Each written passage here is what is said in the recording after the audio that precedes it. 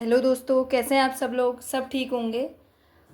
आज हम रचनात्मक लेखन के क्वेश्चन आंसर करेंगे, ठीक है। ये भी हमारे फर्स्ट पेपर के अंतर्गत जो आधुनिक हिंदी साहित्य है उसके अंतर्गत ये टॉपिक आता है रचनात्मक लेखन, जो आगामी प्रवक्ता एग्जाम में आपके आएगा। इससे क्वेश्चन आंसर आएंगे, ठीक है।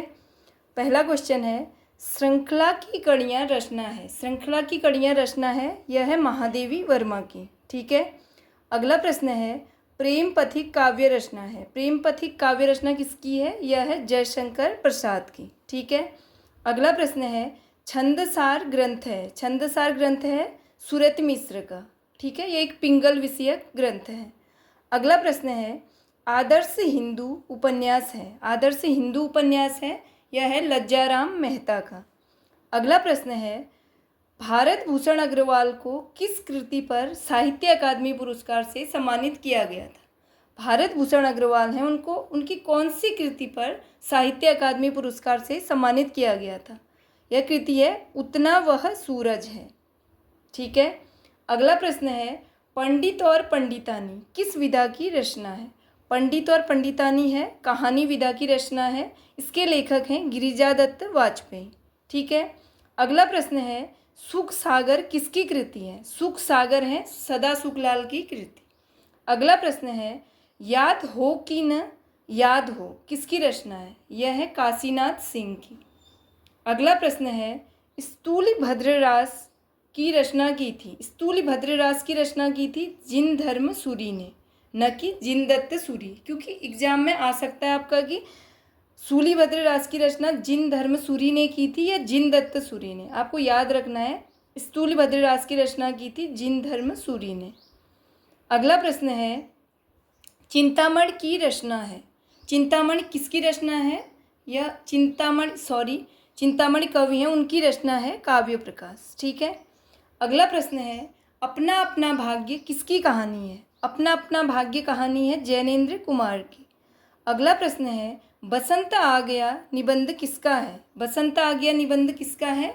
यह है आचार्य हजारी प्रसाद द्विवेदी का। अगला प्रश्न है, नए साहित्य का सौंदर्य शास्त्र निबंध है। किसका निबंध है? नए साहित्य का सौंदर्य शास्त्र, यह है मुक्तिबोध का। उनकी निबंध है ये, नए साहित्य का सौंदर्य शास्त्र। अगला प्रश्न है, मछली घर रचना है। मछली घर है विजयदेव नारायण शाही की। अगला प्रश्न है, उलाहना पंचक किसकी प्रमुख काव्य कृति है? उलाहना पंचक किसकी प्रमुख काव्य कृति है? यह है अमीर अली मीर की। अगला प्रश्न है, अजय खंडहर किसकी प्रमुख काव्य कृति है? अजय खंडहर किसकी काव्य कृति है? यह है रांगे राघव की, ठीक है। अगला प्रश्न है, मतीराम का प्रमुख लक्षण ग्रंथ है। मतीराम का प्रमुख लक्षण ग्रंथ है ललित ललाम। यह पहले भी एग्जाम में आया है, अब भी आ सकता है आपके एग्जाम में, ठीक है। महत्वपूर्ण क्वेश्चन है। अगला प्रश्न है, इशकनामा किसकी रचना है? इशकनामा है बोधा की रचना। अगला प्रश्न है, आधी रात किसकी रचना है?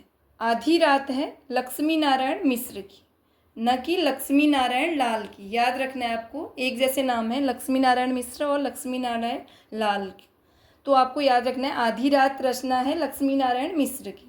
अगला प्रश्न है, जसवंत सिंह का प्रमुख लक्षण ग्रंथ है। जसवंत सिंह का प्रमुख लक्षण ग्रंथ है भाषा भूषण, ठीक है। अगला प्रश्न है, कवित्त रत्नाकर किसकी रचना है? कवित्त रत्नाकर रचना है सेनापति की। अगला प्रश्न है, आनंद मंजरी के रचयिता हैं। आनंद मंजरी के रचयिता हैं पंडित अंबिका दत्त व्यास। अगला प्रश्न है, 100 अजान एक सुजान के रचनाकार हैं। 100 अजान एक सुजान के रचनाकार हैं बालकृष्ण भट्ट।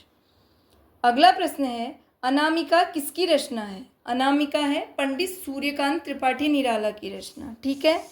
अगला प्रश्न है, नौका विहार कविता है। नौका विहार कविता है सुमित्रानंदन पंत की, ठीक है। अगला प्रश्न है, भक्तन को कहाँ सीकरी सो काम काव्य पंक्तियाँ किसकी हैं? ये पंक्तियाँ हैं कुंभन दास की। यह भी महत्वपूर्ण प्रश्न है, आ सकता है अभी।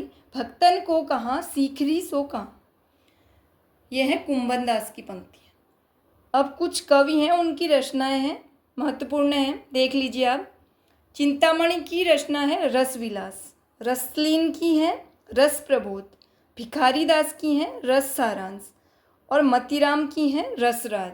सब में आप देख रहे होंगे रचनाओं में पहले अक्षर जो रस आए हैं, तो आपको याद रखना है, कंफ्यूज नहीं होना है एग्जाम में।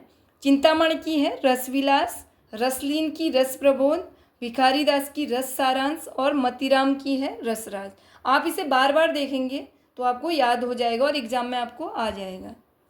ठीक है, अगला प्रश्न है, भाव विलास के रचनाकार हैं। भाव विलास के रचनाकार हैं देव, कवि देव। ठीक है, अगला प्रश्न है, गंगा लहरी पुस्तक के रचयिता हैं। गंगा लहरी पुस्तक के रचयिता हैं पद्माकर।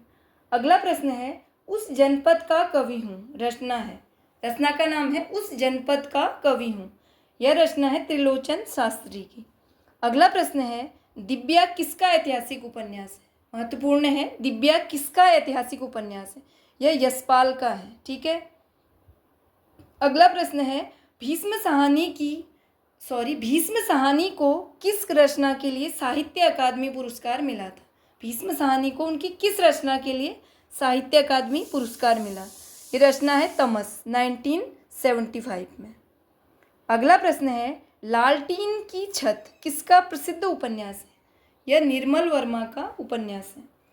अगला प्रश्न है, मछली मरी हुई किसकी प्रमुख रचना है। मछली मरी हुई किसकी प्रमुख रचना है। यह है राजकमल चौधरी की। जो मछली मरी हुई है, इस उपन्यास का अंग्रेजी अनुवाद महुआ सेन द्वारा द डेड फिश नाम से किया गया है। आ सकता है आपके एग्जाम में, देख लीजिएगा। अगला प्रश्न है, पथिक किसका प्रमुख खंड काव्य है। किसका प्रमुख खंड काव्य है पथिक। राम नरेश त्रिपाठी का।